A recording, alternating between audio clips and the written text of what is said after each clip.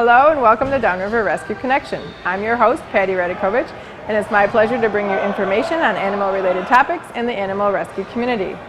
On today's episode, we are filming on location at the Romulus Athletic Center, and we are here today for a fundraiser for Loving Arm Rescue Ranch. Loving Arm Rescue Ranch, or LARR, is a 501c3 nonprofit animal sanctuary. They have both animals that are up for adoption as well as sanctuary pets that stay with them.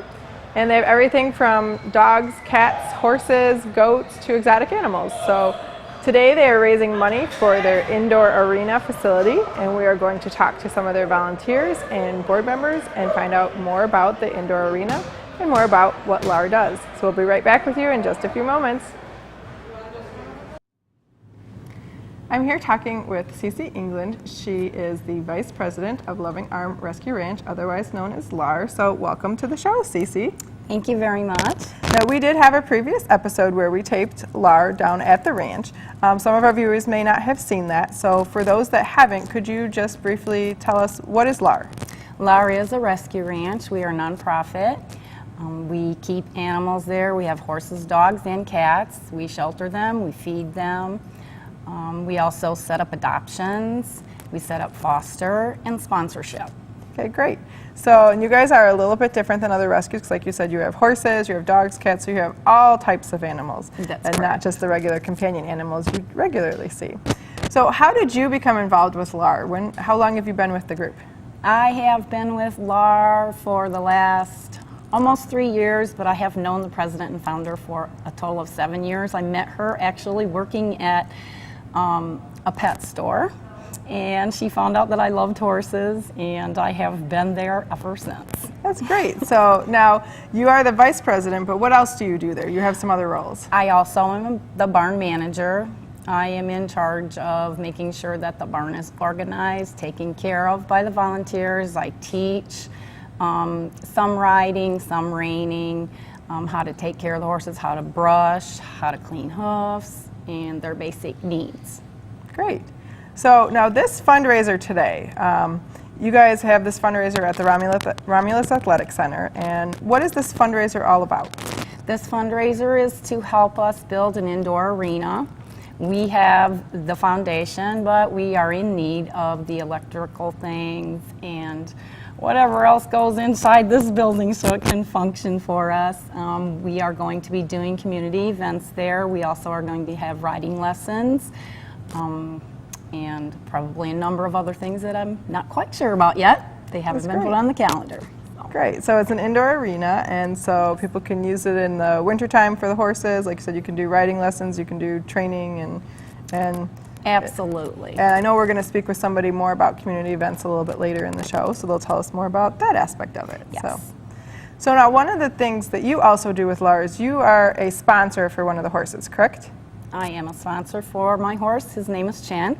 Okay, and I think we met him on the previous show. Yeah, he is a camera hog. If anybody watched it, they know what I'm talking about.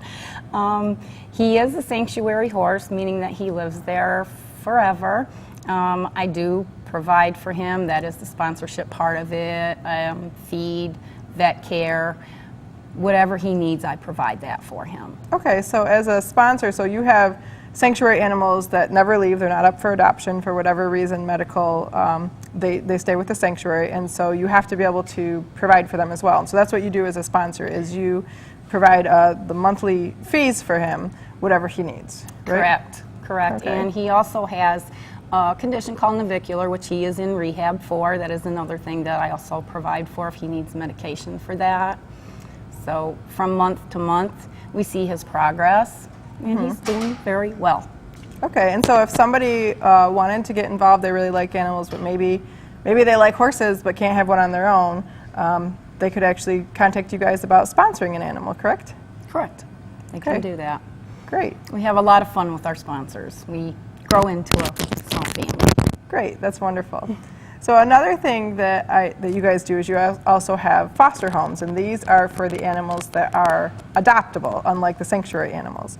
And I know when I spoke with Mary, the founder, she said that right now you guys are in desperate need of foster homes for dogs and cats. Is that correct? That is correct. So tell us about your foster program. What does a foster home do? A foster home will provide everything. Well, actually, LARR provides everything. All the foster home needs to do is provide the love and the home for them until they are adopted.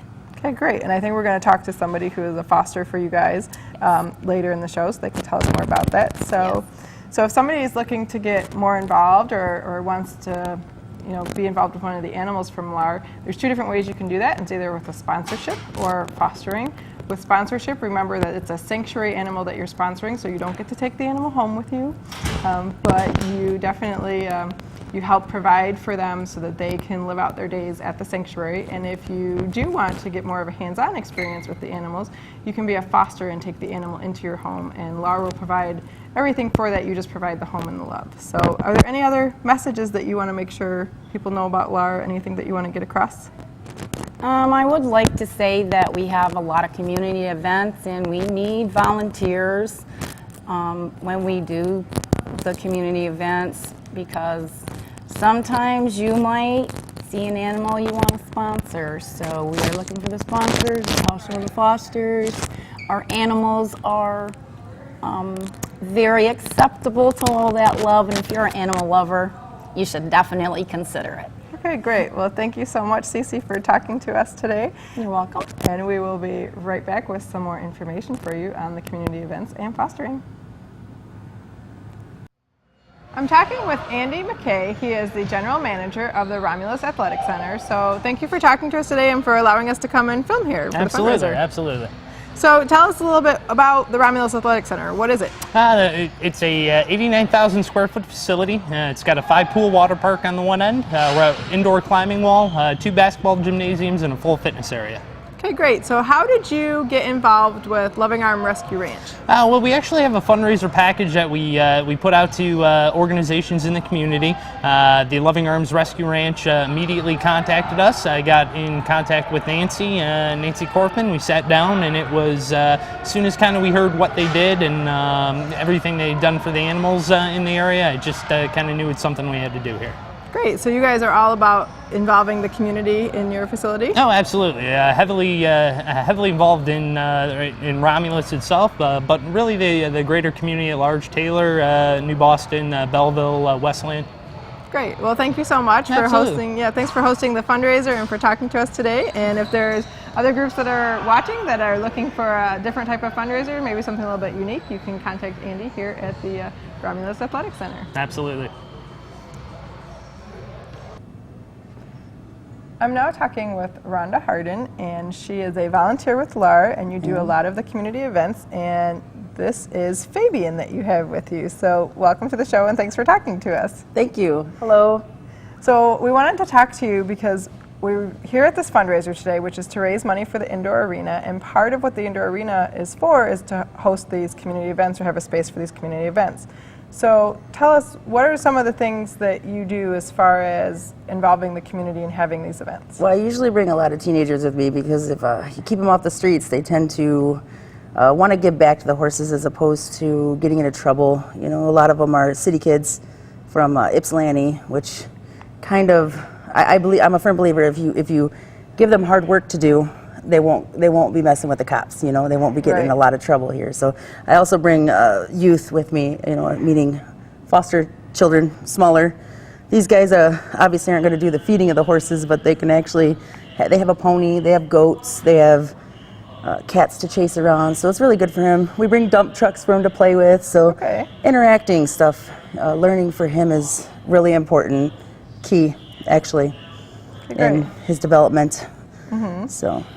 So you work with the foster children in the community. And, I do. And bring them to the farm. And what do you see? What type of experience? Like, how do you see changes in them? I know that they don't show such signs of aggression. Like a lot of them tend to have issues with authority. But if you tell them how to do something, they're so willing to learn. Like it's not like telling them like go do your homework or go in this and that. You know, it's more they can. He's sidetracking me. Sorry. It's just more structure for them. Maybe it does help a little bit at home too. Okay. You know? Hey, you want to say hi? You can say hi. No? Okay. And you said like with little guys his age, it helps with the development. It sure does. He has he suffers with I guess I can't say suffers, but he has fetal alcohol syndrome effect and also substance abuse. So he gets a lot of texture touchings, a lot of like the interaction that he can see, you know, adults do with animals, and maybe he won't be mean to them later in life, you know, and maybe he'll be able to curb that aggression that tend to follow these kids around. So he seems to be benefiting from it. Great. And that's wonderful that you guys are able to blend the animals that are in need, reaching out to children that are also in need, and which is really great for the teenagers because you can show that these were displaced animals. And they feel kind of displaced too because they're foster kids, you know. They maybe feel like they're not, you know, they don't have a clique either, you know. So it just works for them too. So I think they can relate a lot to it. So works for everyone, I think. That's really wonderful that you guys are able to do that at the sanctuary. And Fabian wants to be on TV too. Say hi. You want to say hi to the camera, Fabian? No. So it's really wonderful that you guys do all of that, and you know, it's just a lot of people will shy away from, you know, from teens or, you know, anybody that might have some issues. And best workforce ever. Yeah, lots of energy. I mean, hey, it's great that you guys combine those things together, and so you have the teens helping the animals and the animals helping the teens in return, and all the kids, and so that's really a great thing for you guys to have this indoor building, this indoor arena, to be able to continue those community events throughout the winter and throughout the whole year. So would be nice. Yeah, so are there any final words that you'd like to let people know about LARR or the work that you do with them? Or? Just come out and volunteer. It's like an awesome experience for not only you and your kids too. You can learn something, you know, and then you can also give back to your community. It's a great thing to do for the, you know, especially for the founder. She's amazing. So hey, just come on out and have a good time. Well, thank you so much for talking to us today, Rhonda. Thank you.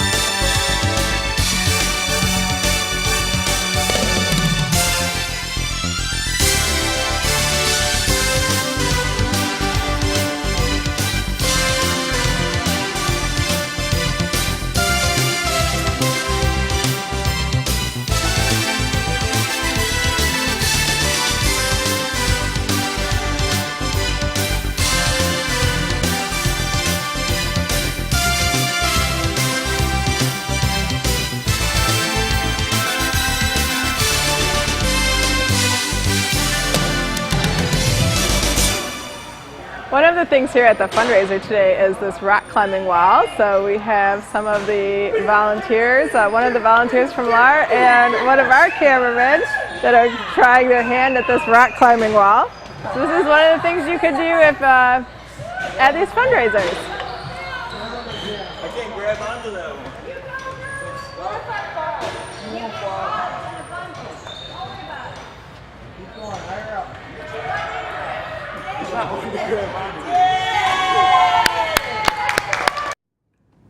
Right now I'm here talking with Kate Moss. She is another volunteer for LARR, and she's going to talk to us about fostering. So thanks for talking to us today, Kate.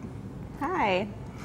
So I want to start off by just reminding people the type of animals that LARR has that are available for adoption and the type that they need fosters for. They pretty much run the gamut from everything to horses to dogs, cats, down to exotic animals. Those aren't up for adoption, but they do have adoptable horses. The way their horse program works is that the horses come into them first and go through a 6-month rehab before they get put up for adoption. And sometimes, if the dogs or cats also need assistance, they might not be up for adoption right away too. So the best way to find out what animals are actually adoptable is to just check their website or to send them a message if you don't see anything on the website, and they'll let you know who's available for adoption. So they also do need fostering for horses from time to time, but right now we're going to talk about fostering for dogs and cats because that is their greatest need at this point. And Kate, you were a previous foster for LARR, correct? Yes, I was. So I know you fostered dogs and cats, so tell us, what was the name of the dog that you fostered? Her name is Gracie. She is a Rottweiler and American Bull Terrier, also St. Bernard. She's a mutt, but Okay. she's my heart and soul. So. Okay, so when you fostered her, what did you have to do? Well, the same thing that you would do at a normal home. Like if you just had a dog at your house, you would walk it, you would show love, you would feed, water, pretty much the same thing that you would do Okay. in a normal home. Right, and LARR paid for all of the vet care? Everything except the love. Okay, Yes. that's great. And then for cats, like what were your foster cats? They are Mancoons. They're big cats, and they're a boy and a girl. I call them Blake and Skylar, and I love them very much. And so what did you do to be a foster for the cats? The same thing: water it, walk it, feed, love. And clean their litter boxes? Pretty much. That's the worst part, actually. Right. But and that's what and that's the message that we're trying to get across to people is that when you foster an animal, it is just the same as if you had an animal in your house. You're not going to treat it any differently. You're not going to ostracize it. It's not kept separate than your other animals. These are animals that you bring into your house, that you're providing the love, and you're just, giving them time until they find an adoptable home for them to go into. Now, yours did find a home, and it happened to be your home. Yes. Right. So how long have you had them now? About 2 years. I am a foster failure. So. Okay, I'm proud of it, right? Yes. Yes, I Any am. regrets from fostering? No, I love LARR. Great. So, and this is again just something that we wanted to get across is that when you do foster, it's really no different than having an animal yourself, and it is perfectly acceptable, and the rescue community even counts on a certain number of fosters actually deciding to adopt those animals themselves. So if you have the animals and you decide that you want to adopt them, as long as that's okay with the group that you're fostering for, then that's fine. And if you decide that they are better off in another home and you bring in more fosters, that's great too, because we need both types. We need fosters and adopters in the rescue community. So, Yes. so is there anything else that you'd like to say about LARR? We need volunteers to come out, and it's a great experience. Yeah. Great. Well, thank you so much, Kate. Yep. And we will be right back in just a few moments. I'm here talking with Nancy Korfman. She is the treasurer for LARR, so thank you for talking to us today, Nancy. You are very welcome. So one of the things that we're going to show everybody is the silent auction items that are here today. The silent auction and raffle items, and even the collateral that we have, bags, t-shirts, things like that, are so important to a rescue just because that's one of the ways that we raise money. Yes. So tell us a little bit about the items that we have here today. How did you get all of these items? Okay. Well, it just wasn't me. It was the board members, the volunteers, and basically what we did is we went around to a lot of different businesses and people that provide services and asked them for donations for our silent auction. And we got some wonderful things donated for Loving Arm Rescue Ranch. That's really great. And that's one of the reasons I wanted to show the items, is because it is so important to a rescue. Part of this is one of our big fundraisers. Whenever we have a fundraiser, we always have auction items or raffle items, but it's also a great way to get the community involved and let them know that you're out there, so that they know about your rescue, and if they have things to donate or things to offer in the future, they keep you in mind. So tell us a little more about, what does a treasurer do? Oh, mercy. Well, the first thing a treasurer has to do is to make sure that donations are properly deposited into the bank account, and they are sent a thank you and a receipt for tax purposes. Second of all, I have to keep track of every expense that the rescue puts forth, whether it's for veterinary care, whether it's for supplies, anything like that. The other thing that the treasurer is responsible for is for really heading up all of the fundraisers that we do. Not just fundraisers, but also mass mailings, writing grants for grant proposals to get money for the rescue. And it's really an endless list. Right. And like you said earlier, it's even though you have the title of treasurer, it's not a one-person job. You need lots of volunteers to help you with things. So whenever you have a fundraiser, it takes a village. Whenever there's a fundraiser, the whole rescue kind of comes together. Absolutely. And so if that's something that somebody is interested in volunteering with LARR, then they can contact you guys on their website, and you'll be put in touch with Nancy to see if they can help out on fundraisers, or even with your mailings. I'm sure you could use some assistance with those. I would love some help. And doing a fundraiser is fun. It really is. And it just, as you mentioned, it just does not take one person. It takes many. Right. And we would love for anyone that would like to volunteer at Loving Arm Rescue Ranch to get in touch with us, either through our Facebook or our website, and come out and see what we're all about. Great. Well, thank you so much for talking to us today, Nancy, and I hope this event is very successful for you. Thank you very much. It was a pleasure. Great. Well, I wanted to thank you guys for joining us today at this episode, and thank you, Mary, for inviting us, and thank you, all of LARR, for hosting us here today at your fundraiser. Hopefully it was a great success to you guys, so give yourselves a big round of applause. Remember, if you want more information about LARR, you can check them out on their website or on their Facebook page. We all look forward to a day when all pets are treated like family and everyone has a home. Until that time, we invite you to be part of the solution. And remember, please spay and neuter your pets. See you next time. Bye.